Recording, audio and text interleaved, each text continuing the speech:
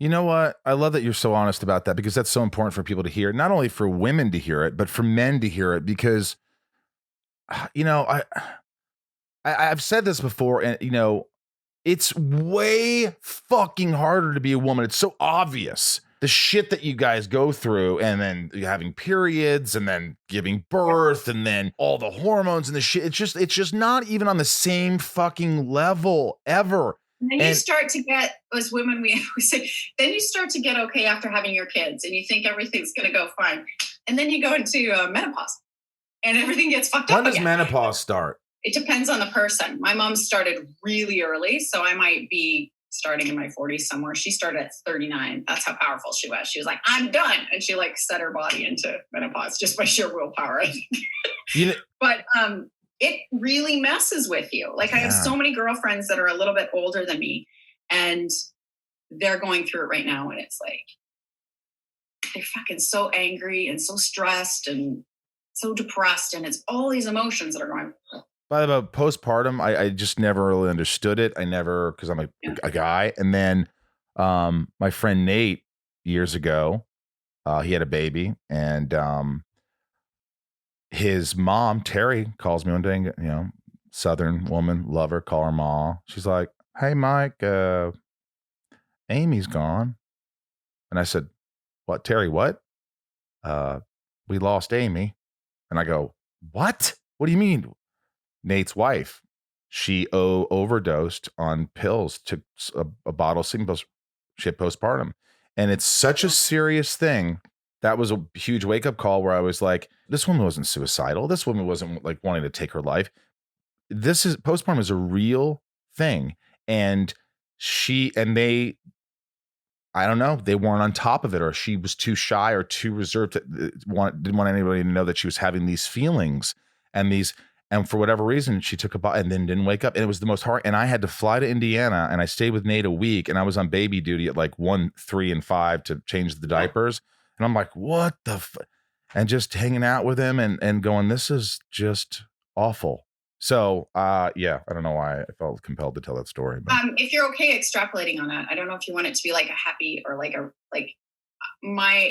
is this okay for the podcast? Yeah, no, I mean, this is real shit, man. Okay, so one of the things I found about postpartum is like in hindsight, when you look back, you realize that wasn't quite normal. Like, I don't even think a lot of times, unless women have read about it beforehand and have support, they don't really know that they have it. They don't know, they're just living in it. So one of the major things that women that I've talked to and myself felt was when I had my children, I had a panic because I realized I wasn't going to be alone in my head ever again. There was always going to be a person there. And that freaked me out. And not only was it a person that I felt I didn't deserve to take care of. And there's a lot of women that experience that. They think if it would be actually, they really think this, because I remember thinking this clearly. And I remember thinking it was loving. It would be easier if I wasn't around than for me to be around and fuck them up. Because I was so terrified that I was going to mess them up, and they were so perfect that I thought, but it's better that somebody else that's more calm and that could do this right would be around than me. And I just wanted to disappear. And it seemed like a completely logical thing. Completely logical. Like, this is a loving choice that I'm making. So I'm not going to put on what happened to that woman, but they really, like, it's not out of a selfishness. It's out of the sense of like, I'm going to hurt you. I'm going to wreck you. You're perfect. I understand. Honestly, what you just said absolutely resonates. It is probably what most parents feel, or mothers feel, to a certain degree. I mean, certainly some are meant to be absolute mothers and want to give birth the second they can, and some don't, and some wait, and some are I hate to use the word accidents. They're all miracles. Little miracles. But the biggest fear I have, and this on another level, of course, throwing it back to me, but in a way that I can understand, or make you understand that I understand you, is that I think part of the reason maybe I haven't become a father. It always scares me. I'm like, well, who's going to teach the kids math? I know it sounds funny. Well, who's going to teach the kids science? I'm going to fail. I'm going to fail this kid. I'm going to fuck up. I'm going to I'm going to ruin this kid's life. I can't do this. It's almost like it's, what are you doing? Yeah. Of course you could do this, but you imagine and now amplify that by actually being a woman who's giving birth to this child.